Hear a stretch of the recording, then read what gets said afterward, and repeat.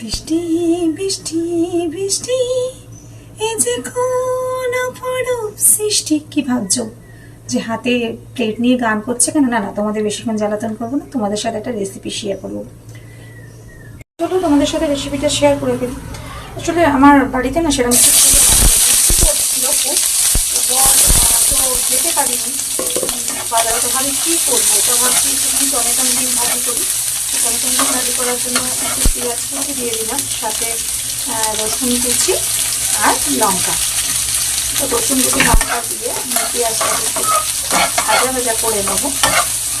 এরকম করে তোমরা বাসায় করে কিন্তু মানে বাড়িতে করে খাবে, তো দেখতে ভালো লাগবে যখন কিছু খাবে না। ভাতটা অলরেডি হয়ে গেছে, হ্যাঁ, তো মানে হয়ে যায়নি, মানে চাটনি দিয়েছি হয়েই এসছে।